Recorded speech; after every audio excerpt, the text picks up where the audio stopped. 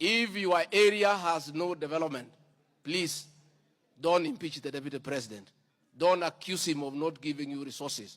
You are in this house to make sure that your area where you come from is allocated appropriate resources, because that is your job.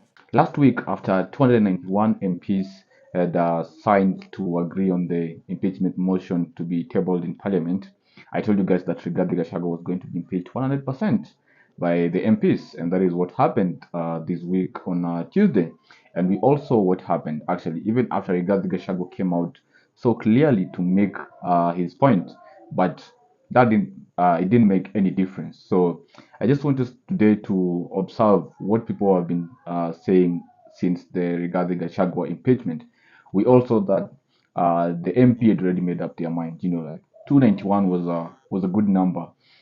Although during the voting it was only 281, so it means that 10 actually changed their minds, but the 281 was I think more than 48 above what is required, the minimum requirement to support the impeachment of Rigathi Gachagua, and that really happened. So it means that Gachagua's fate now is in Senate, and we can't wait. But what people are asking themselves is the way things are moving so fast. I mean, we've already seen the Gazette notice how the Senate picked it up. So they agreed that they're not going to go into the committee way. They are going to discuss it on a plane, the whole Senate. I mean, so it means that Gachagua will have to face all the Senate, and what we are expecting is that he's going to get a good hearing, aside from the hearing that he had in the National Assembly.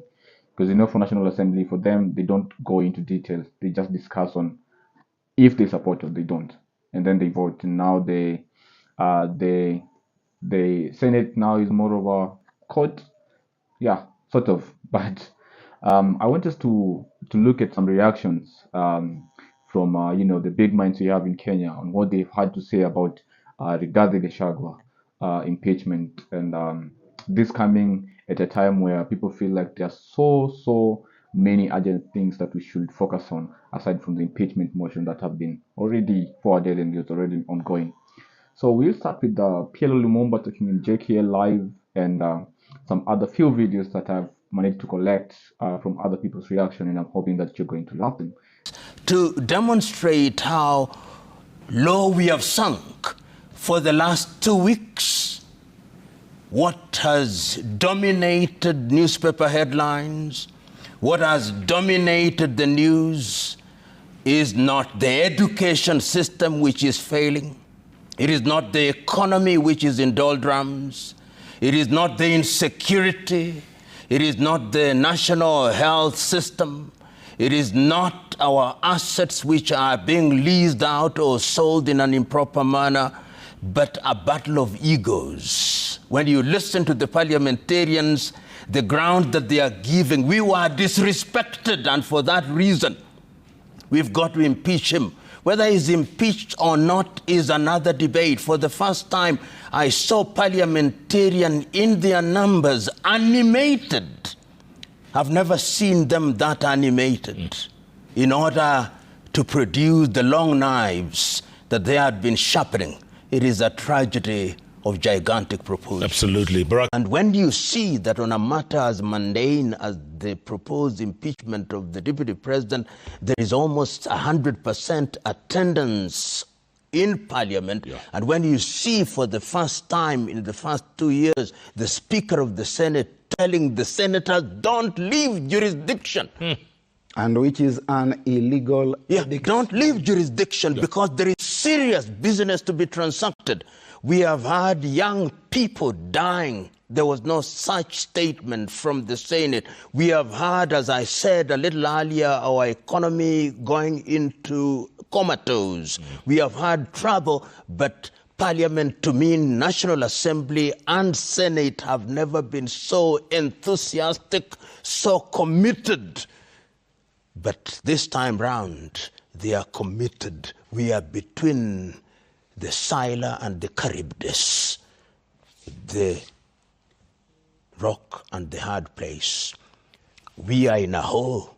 We must stop digging. We are arrogant and champing our chest orgiastically. We must embrace humility in the knowledge that if we are not careful, we will be leading this country in a direction and in a place which will visit pain on all of us. And on this matter, those in positions of leadership must be reminded without fear of consequence that this country is for all of us. They merely hold positions of trust for the moment, and that history is replete with individuals who thought that they held both the yam and the knife, and that they could deal with the knife and the yam as they willed. They must think again and think, because this country is not theirs to abuse as they want. It is ours to protect, and to protect jealously. Absolutely. Jealously is the word. Assuming the impeachment fails, right? What happens then?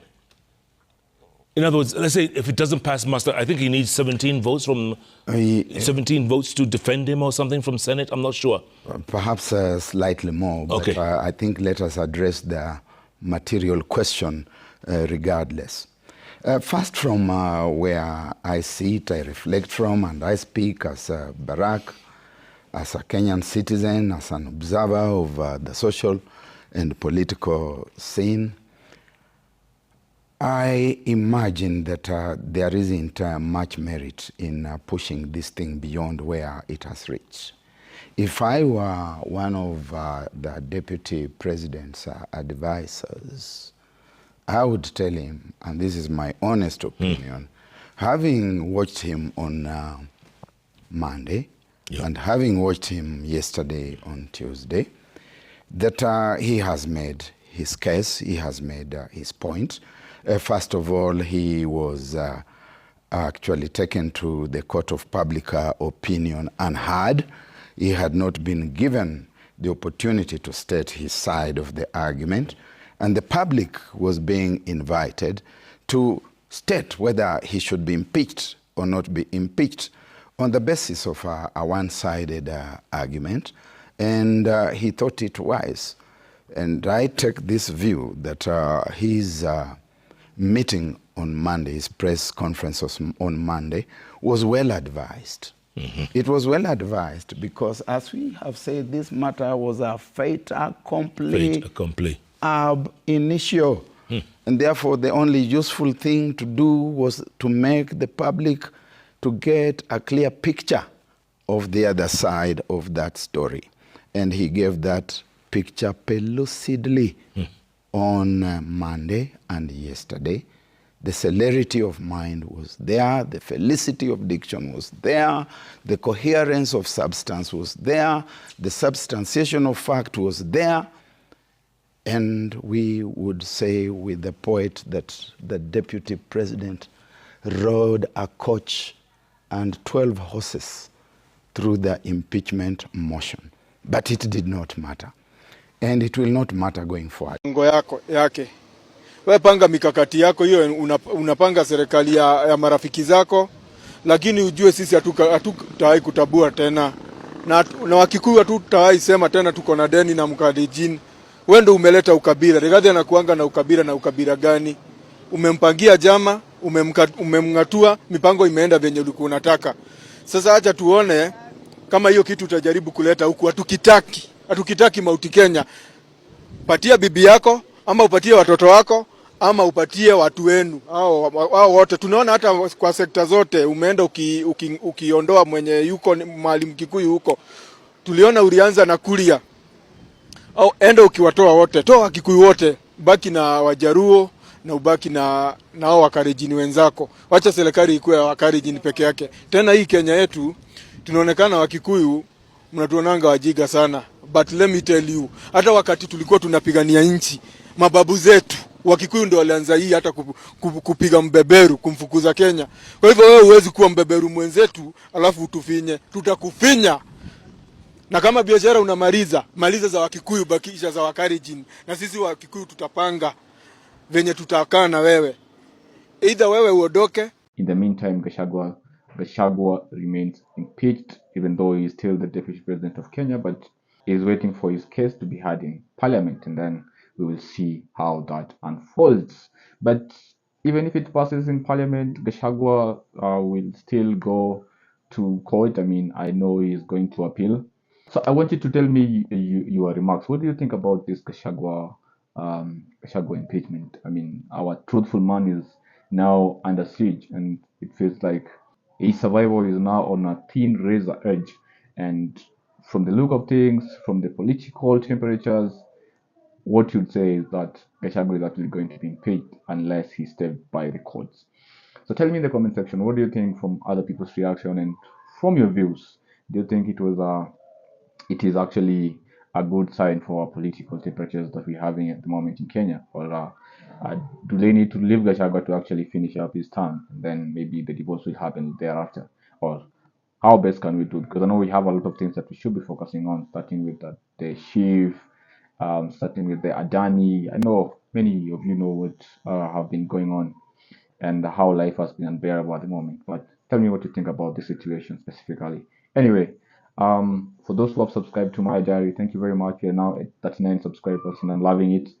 We'll be sharing with you guys anytime I get time to actually put some videos.